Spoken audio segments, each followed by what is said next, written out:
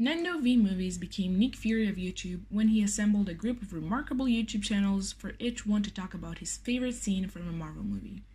He called this initiative One Marvelous Scene, which I'll have a link to the playlist in the description below. I really recommend checking it out. He also gave everyone the opportunity to join to the party and make their own One Marvelous Scene video essay, and this is exactly what I'm doing right now. So I have seen Endgame already, and without spoilers, I think it was the most powerful experience I had in a cinema theater, and I was really tempted to do a video on a scene that had a callback in Endgame, but I figured it wouldn't be fair for the people who haven't watched it yet, and also it would kind of ruin the premise of the playlist, which is a build-up to Endgame. So with those scenes and the ones that are already on a playlist crossed out, I still had a really hard time choosing just one scene, but eventually I decided to go with this one from Captain America Civil War. Cum sunt? Sunt bune? Sunt coapte. Bine, atunci, dați-mi vreo 6. Mulțumesc. Domnule, cât sunt ardei?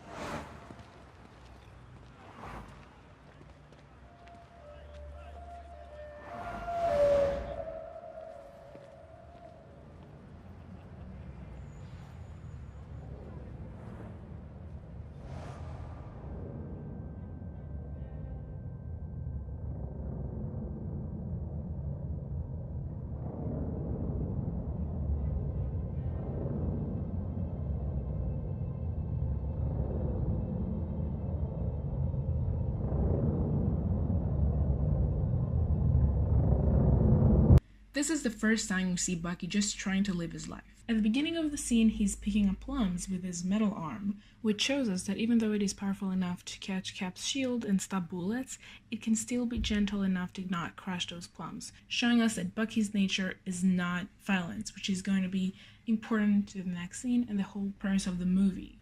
Then we hear a siren that immediately changes his expression from a little smile to a worried face looking around on high alert. Next, he starts crossing the road. When the siren, presumably police, is getting closer, he's getting anxious and stressed. He's just waiting for the day those sirens come for him. The police car passes him and he's relieved, a bit shaken. He swallows and breathes, kind of gathering himself. Then he notices the guy staring at him, and we can see his heart drop. He is tense again. This is what he was afraid of. He looks at him again, fearful and nervous, starts crossing the street when the guy runs away. He knows something is up, which is why he immediately picks up the newspaper looking for the reason. His face says it all. He was framed. He didn't do it. He moves slow and tries not to be suspicious while searching for other people who might be looking at him. He doesn't want to do this, but he knows he has to.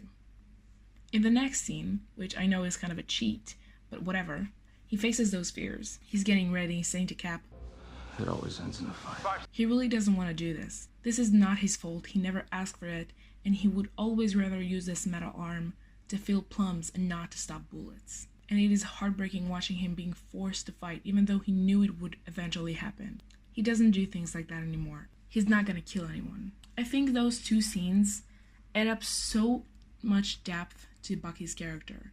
In Captain America the First Avenger, we see Bucky as Steve's friend. In Captain America Winter Soldier, we see brainwashed Bucky, Steve's enemy.